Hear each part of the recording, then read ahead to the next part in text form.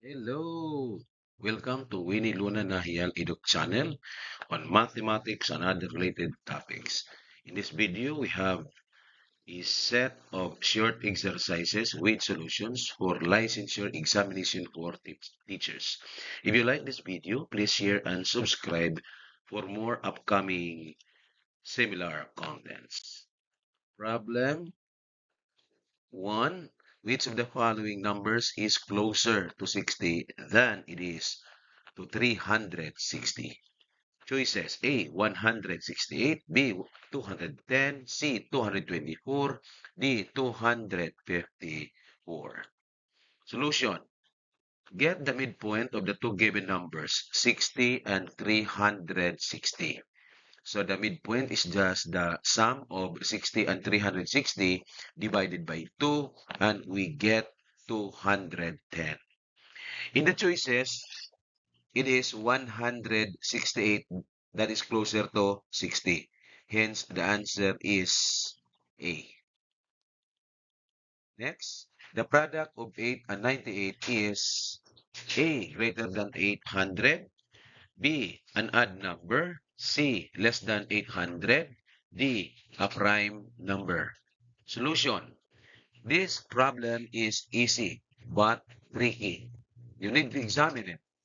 Get first the product. Here we have 8 times 98 is equal to 784. Now, let's go to the choices.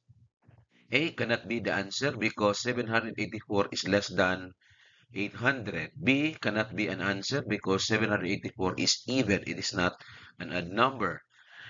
D cannot be an answer because 784 is not an prime number. It is a composite number. So there's no other choice, but we have C, which is of course true because 784 is less than 800. The next is in triangle ABC, as you can see in the figure, line segment AC, this one from here, from this point A to here, that is equal to 21. What is the length of BC or line segment BC, this part here? Okay. Now, the choices, but we do not have the choices here. Since AC is equal to x plus 2x, so we can determine the value of x. So x plus 2x, that is 3x. And the other side of the equation is 21. So you divide both sides by 3. By division property of equality, you will get x equals 7. Now, it follows that this line segment DC is equal to 14 because it has a length of 2x and x is equal to 7. So 2 times 7, that is equal to 14. So that is the length of line segment DC. Notice that the two angles of triangle BDC are equal. Each angle has a measure of 60 degrees. So it follows that this angle BDC is also equal to 60 degrees because the sum of the interior angles of any triangle is equal to 180. So we can also say that this triangle BDC is an equilateral triangle. So line segment BC is equal to line segment BD, and line unequal also to line segment DC. And since line segment DC is 14, it follows that line segment BC is also 14. Next problem. Which of the following is the smallest? A, 1/8, B, 1 over 7, C, 1 over 5, D, 1/4. Now, for the solution, you have to take note that in comparing fractions with the same numerator, the fraction with the greatest denominator has the smallest value. So, by looking at the denominators of the choices, it is letter A, which has the greatest denominator. So, 1/8 has the smallest value in this problem. So, it is letter A. Next problem, we have this. In circle A, we have here a figure at the right. Now, be it known that in the context of Philippine mathematics, the center of the circle is used as the name of the circle. So the center here is represented by an uppercase letter A. So we call this one circle A. And in this figure also, this line segment AC is equal to 15. This one, line segment AC. This is a segment drawn from the center to a point on the circle, and we call that one hypotenuse. Then we have also here line segment XC, a segment whose endpoints are on the circle.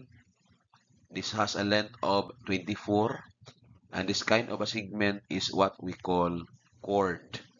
Our problem here is to determine the length of line segment AB. Okay? In this figure, it is very evident that this line segment AB is perpendicular to line segment XC because of this small square. So what happens now is that line segment triangle ABC is a right triangle. Okay. Then given that this line segment AB is perpendicular to line segment XC, it follows that this line segment AB bisects line segment XC. So, line segment XB is equal to line segment BC. And since line segment XC is 24, dividing that number by 2, you get line segment BC is and line segment XB. They are all equal to 12. As what I said, this triangle ABC is a right triangle. So we can apply the Pythagorean theorem.